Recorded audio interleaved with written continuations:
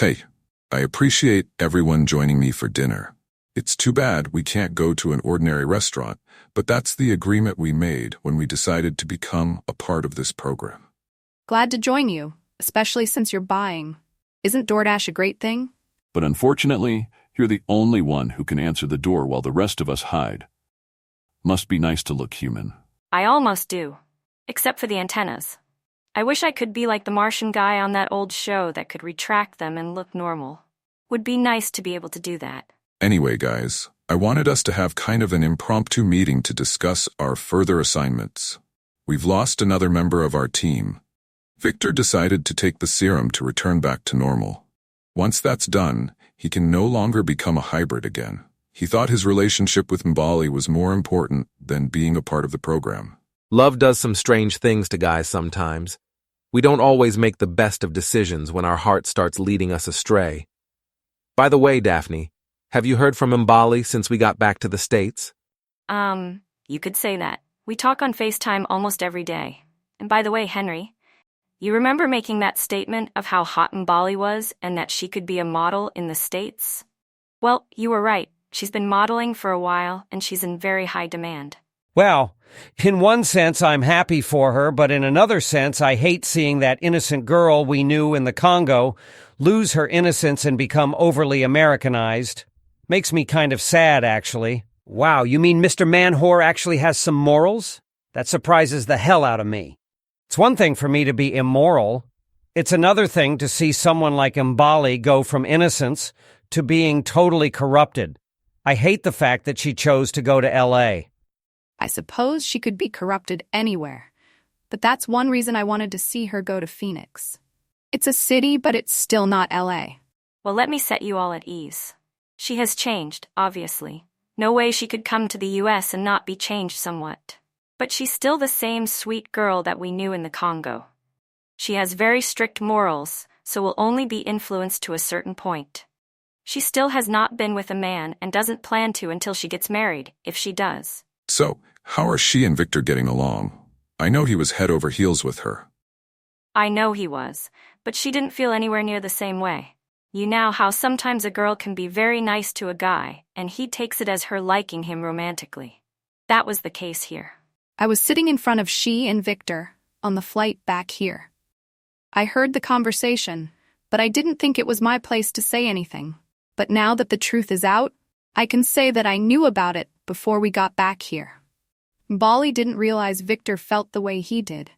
But she didn't want to hurt him, so she didn't say anything. Victor made the decision to revert back to normal, then went to propose to Mbali after the fact. Yeah, let's just say that didn't go well. Mbali felt horrible about it, but Victor hadn't told her his plans, so she didn't know. The thing is, they never even dated, but Victor decided to propose anyway. I feel so bad for him. I've been rejected before, so I know how it hurts. You're better off without that guy, Daphne. Anyone who would reject you has to be the ultimate dumb shit. I appreciate that, but just like everyone else, I'm far from perfect. There's a lot more to a woman than just her body and looks. I didn't know you'd been speaking to Mbali this whole time. You never mentioned it once and never mentioned that she was modeling.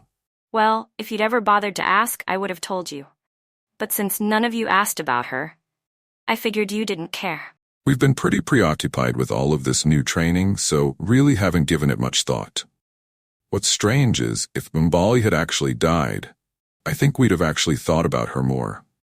But since she was okay and able to fly back with us, she doesn't come to mind as often. So are we getting a replacement for Victor? Probably not. We lost one cheetah, then got two replacements, Daphne and Nancy. If we do get a replacement, it will probably be a damn woman. Just my luck. Actually, Henry, you are correct. We are getting a replacement, and it is a woman. Okay, I'm pissed. I'm supposed to be heading up this unit, and they don't even tell me about it. What's up with that? It hasn't been officially announced, so I'm just telling you guys this on the down low. But I still don't understand why they would tell you and not me. That makes no damn sense. They didn't tell me, Jack. The replacement told me. So the replacement is someone you know? Yes, Jack, and you know her as well. In fact, all of us know her. Okay, if all of us know her, then just spill the beans and tell us who it is. I will tell you her code name, Cobra Girl. I don't think any of us have any affinity for cobras after that incident in the Congo, and Mbali almost dying. I can't believe you guys are so thick-headed. You can't figure out who the girl is. Who do we know that has or has had a connection to cobras? Let me shine some light on the situation. Here are her modeling pictures. Tell me that she isn't stunning as hell.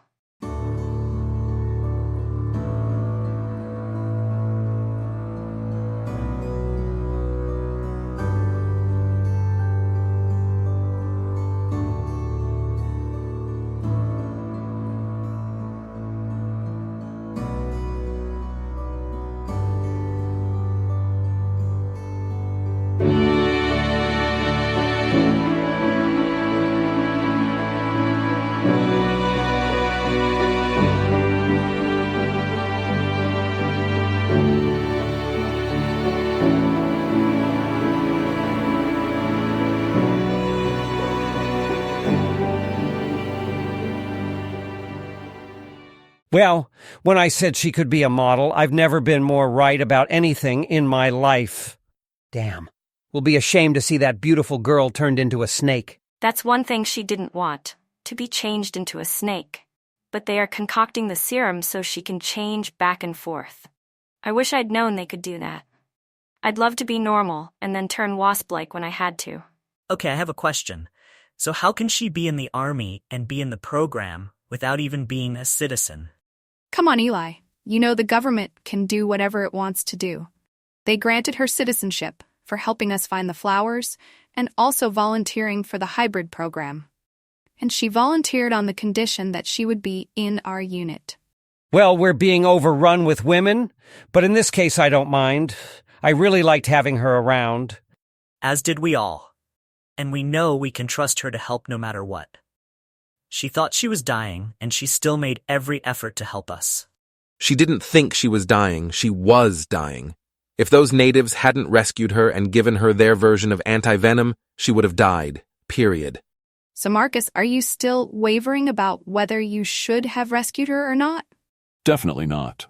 And I feel like a total moron for even considering the thought. Hey, we were all freaked out at the time. Hard to think rationally under those kind of conditions, especially when someone you care about is dying or dead. Something I neglected to ask, is she in training right now? Yes, but they feel she can also learn on the job from us, so her training will be short. They consider her as already having gone on a mission with us, which is basically true, and they want her to go on the next mission with us. That's highly unusual, but okay, so how have they been able to communicate with her? Apparently, the miracle that happened in the Congo was permanent. She still speaks and understands English, although her understanding has increased a ton. There was a deeper reason that miracle happened, I think. So she must be joining us soon because we just got orders for a new mission. Not sure we're gonna like this one too much. We're going up where it's freaking cold. An enemy nation has set up an ice fortress across a bay and is attempting to disrupt ocean traffic with supplies for this region of the world. Finally, an aquatic mission. Hope you all have parkas. I don't, but I might get me one. Guys, here's the prototype for her suit. It's a pliable exoskeleton like mine and Nancy's. She picked out the colors. Pretty cool looking. Personally, I'd have picked something with a little more camouflage. What's wrong with orange and black? Works for me, should work for her. You don't give a shit what color she wears. She looks good in anything, just like these other two. Not to speak against Victor, but she's much more pleasant to look at. You got that right. But we need to think of her as a fellow soldier, not a model. If you can do that after seeing those modeling pictures, you got a lot more willpower than me. I know it's hard, no pun intended, but we have to. We don't want our dingalings jeopardizing our missions. Okay, we need to change the topic and talk about the upcoming mission I just received orders for. All I know is that it's somewhere up north, and it's going to be really cold. Maybe we're going to the North Pole and stealing all of Santa's shit. Yeah, you're gonna get nothing but coal in your stocking this year. Fine, bring it on. I'll already have all the goods, and Rudolph can kiss my ass. Travis, you should be ashamed of yourself. Only a low-down scoundrel would steal Santa's bag and deprive all those kids of their toys. Don't forget his sleigh. I'm hijacking that bad boy as well. I wonder if I'd get a reward from Santa if I caught the buggy-eyed bandit and returned his sleigh and his bag of toys. Lady, you couldn't come close to catching me. I'm so fast my feet catch fire. Wouldn't need to. I'd just spin a web and catch you in that. You'd be so wound up that people would mistake you for the mummy. You better be careful, Nancy, or he'll tell his mummy on you and she'll be pissed. Okay, Henry, that was actually good. And you didn't laugh at your own joke this time. So we have 3 days to prepare. We'll be going over strategy and logistics, all that good stuff. Depending on where we're going, I might wish I'd have chosen polar bear DNA to be injected with. But then you'd hate the summers. You'd swelter as a polar bear. Yeah, like I can go hang out on the beach with the normal people. Hey guys, take a gander at this. Here's the fortress we're supposed to invade and take over. I'm not sure even Eli or Nancy could scale those walls. So is that thing made totally out of ice? It's called Ice Station Zero, and that's where we'll be going. Really fun times.